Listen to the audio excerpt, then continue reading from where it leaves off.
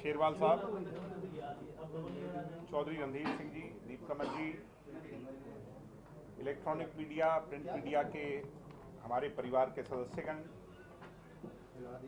सभी साथी, मैं आपका स्वागत करता हूं। मैं आपका आभारी हूं। कम समय में अब ये मुलाकात फिर से आपसे निवेदन किया और आप सब लोग यहां आए। आज का विषय जो है 5 अगस्त को लेकर के है। जननायक जनता पार्टी की जो छात्र इकाई, जिसको सबसे छोटी इकाई युवा इकाई कहते हैं, इनसो, वो अपना 20वां स्थापना दिवस मनाने जा रही है। इंडियन नेशनल स्टूडेंट ऑर्गेनाइजेशन का ये पर्व जो है, इसको बड़े धूमधाम से त्यौहार की तरह हर वर्ष किसी न किसी जगह हम मनाते हैं। इस बार हमारे संगठन ने ये फैसला लिया क्योंकि हम समय समय पर इसके विस्तार की चर्चा करते थे, मगर कोविड काल कर करके पिछले 2 सालों से ये कार्यक्रम कहीं और नहीं हो पाया। इसीलिए इस साल जो है इसको राजस्थान की राजधानी जयपुर में करने का फैसला जेजेपी ने लिया है, इंडियन नेशनल स्टूडेंट ऑर्गेनाइजेशन ने लिया है। राजस्थान युग पुरुष जननायक स्वर्गीय चौधरी देवीलाल जी, जिनकी राजनीतिक विचारधारा पर ये इनसो दौड़ लगा रही है, उनकी कर्मस्थली रही। स्वर्गीय चौधरी देवीलाल जी देश के सर्वोपरि पद पर जब आसीन हुए, लोगों ने विश्वास जताया तो वह स्वयं सीकर से चुनाव जीत करके गए।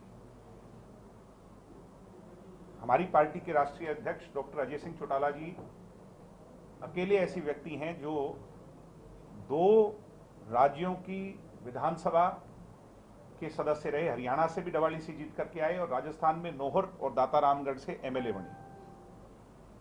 और वो अकेले ऐसे सदस्य हैं जो एमपी लोकसभा के भी बने और राज्यसभा के भी बने। हमारे 17 विधानसभा क्षेत्र और 7 जिले जो हैं हरियाणा के, वो राजस्थान से टच हैं। ऐसे में हमारे लिए, हमारी पार्टी के लिए, इस विचारधारा में विश्वास रखने वाले लाखों लोगों के लिए राजस्थान जो है वो बहुत फ्रूटफुल धरती है। हमारा बड़ा स्नेह राजस्थान के लोगों से है। इसमें एक नई शुरुआत राजस्थान के अंदर सबसे छोटी इकाई के माध्यम से हम करने जा रहे हैं। निश्चित तौर पर जब कभी भी कोई राजनीतिक कार्यक्रम होता है तो उसके राजनीतिक मायने भी निकाले जाते हैं। इसमें कोई दो राय नहीं कि राजस्थान के अंदर जेजेपी के विस्तार के लिए भी पार्टी निरंतर काम कर रही है और आने वाले समय में जननायक जनता पार्टी एक मजबूत और बड़ा विकल्प बन करके राजस्थान के अंदर जो मौजूदा सरकार है उसके सामने खड़ी होगी। मुझे उम्मीद है कि 5 अगस्त के कार्यक्रम में हजारों की संख्या में लोग यहां से, हरियाणा के प्रत्येक जिले से, प्रत्येक विधानसभा क्षेत्र से जाएंगे और हजारों की संख्या में राजस्थान के लोग भी उसमें सम्मिलित होंगे और एक बड़ा आयोजन, एक नई शुरुआत, एक रणघोष जयपुर में 5 अगस्त को होगा। इसके अलहदा अगर आपके कोई प्रश्न हैं, ये तो मैंने 5 अगस्त तक की बातचीत की, इसके अलहदा अगर आपके कोई प्रश्न है तो उसका जवाब देंगे। आप आए, आप सबका धन्यवाद। राजस्थान की तरफ जिस तरीके से लोग हो रहा है, तो क्या पार्टी आपने कहा भी कि विस्तार की ओर हम चल रहे हैं, किस तरीके से इसकी रणनीति जो है वो तैयार की जा रही है? आप एक स्थापना जो उसके जरिए कर रहे हैं। हमारा लक्ष्य ये है कि राजस्थान की जो नई पीढ़ी है उसको वैकल्पिक राजनीति का एक अवसर दिया जाए, उसको प्लेटफॉर्म दिया जाए, जहां पर राजस्थान का यूथ जो आज दबा हुआ महसूस कर रहा है, राजनीतिक तौर पर कमजोर महसूस कर रहा है, उसको, उसकी आवाज को बल दिया जाए।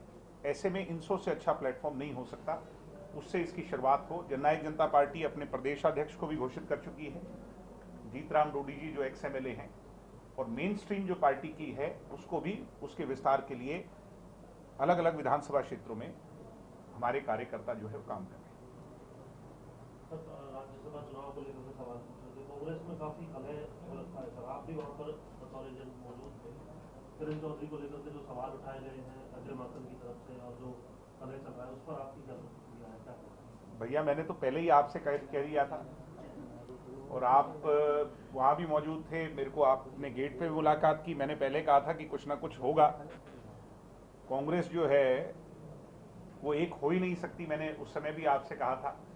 और जब किरण चौधरी जी का इंसिडेंट अंदर हुआ तो वो कहीं ना कहीं मुझे वोट दिखाना या उसको टिक कर देना, उस पर नंबर 1 ना लिखना या नंबर 2 ना लिखना, अपनी प्रेफरेंस ना लिखना, ये तमाम चीजें जो इशारा कर रही हैं ये कांग्रेस की बदनीयती की तरफ इशारा कर रही है। अजय माकन को लाया ही हरवाने गया, ये कहीं ना कहीं कांग्रेस के अंदर इसकी पटकथा लिख दी गई थी।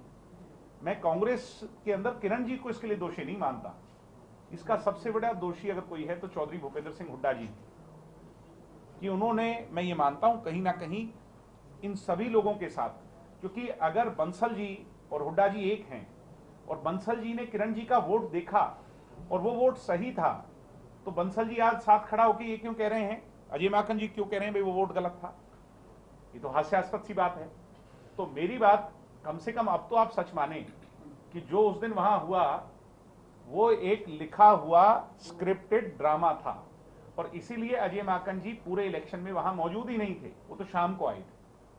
कुछ सवाल भरत सिंह छोकर को लेकर के भी उठाए थे, जब तक ये आरोप कांग्रेस ने उठाए थे, उस पर आप बार बार अब इन बातों को रिपीट करने का कोई फायदा नहीं। मैंने अपनी बात आपके सामने रखी थी और मैंने ये कहा था कि ये इलेक्शन हम जीतेंगे, हम इलेक्शन जीते। और डेमोक्रेसी की यही खूबी है कि सबको अपने अधिकार हैं, जैसा जिसने मत प्रयोग किया नहीं किया, इवेंचुअली रिजल्ट ये रहा कि जननायक जनता पार्टी ने सबसे पहले जिस कैंडिडेट को समर्थन दिया, हमारी ताकत से, भारतीय जनता पार्टी के सहयोग से और तमाम लोगों के सहयोग से हम इलेक्शन जीत पाए। जिस प्रकार से आपने पहले कह दिया था कि हम जीत तो रहे हैं चुनाव, क्या ये आपकी प्लानिंग नहीं था कि कोई ना कोई ठीक करेगा या कुछ करेगा? इसमें कोई दो राय नहीं कि राजनीति के अंदर प्लानिंग भी करनी पड़ती है और उसको इंप्लीमेंट भी करना पड़ता है, क्योंकि नंबर गेम के हिसाब से चलते तो कांग्रेस जीत ही चुकी थी।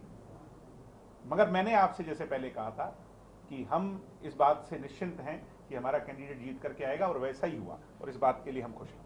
सर, कुलदीप बिश्नोई लगातार भाजपा के शीर्ष नेताओं से मिल रहे हैं और ऐसे में हिसार आपका गढ़ भी रहा है, तो कैसे देखते हैं कि अगर वो भाजपा में ज्वाइन करते तो उनकी रणनीति? हिसार हमारा गढ़ नहीं, हमारा घर है, और पूरा हरियाणा हमारा घर है। गढ़ तो राजे महाराजाओं के होते थे। अब मैं उस बातों पर नहीं जाकर के सिर्फ ये कहूंगा कि किसी भी व्यक्ति को डेमोक्रेटिक राइट है वो किसी भी पार्टी का सदस्य बने, और ये कुलदीप जी को तय करना है।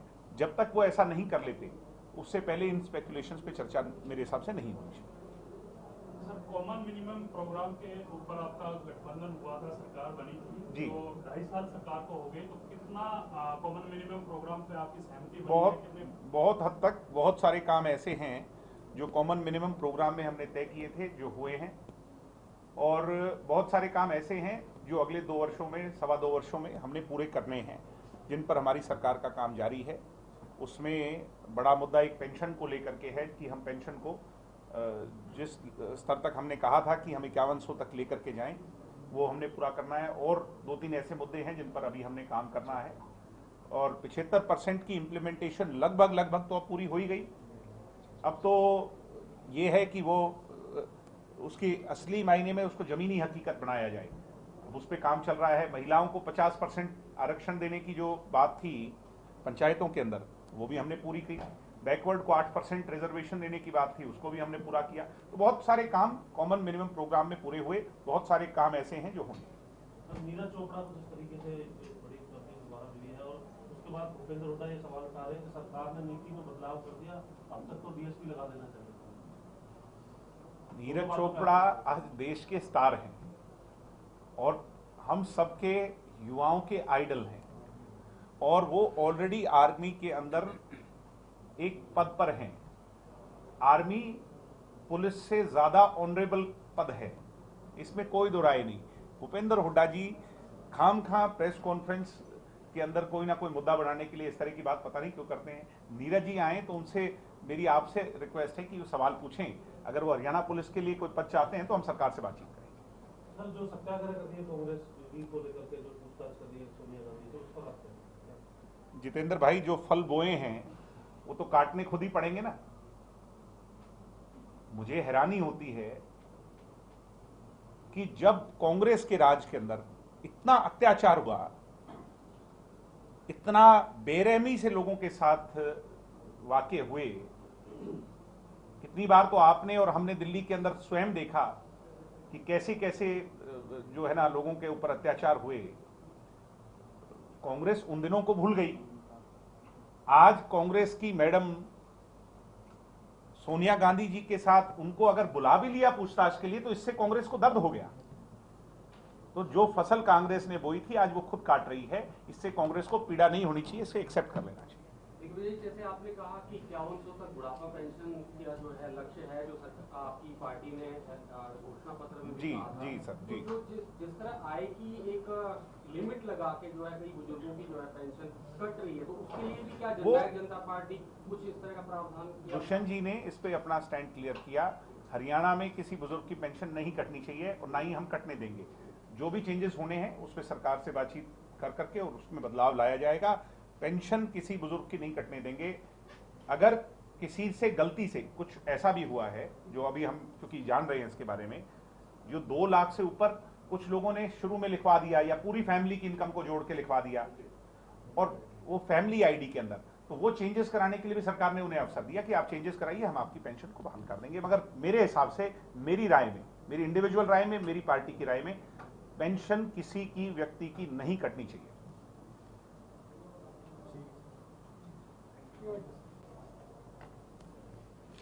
ये कोई बढ़ोतरी का काय जी जो इस साल की हुई है? हो जाएगी जी, इस साल की बढ़ोतरी जल्द होगी। मंत्रियों का फैसला है, कैबिनेट का फैसला है, मैं उस पर नहीं कह सकता, मेरे राइट से बाहर है। मगर इस साल की बढ़ोतरी जल्द होगी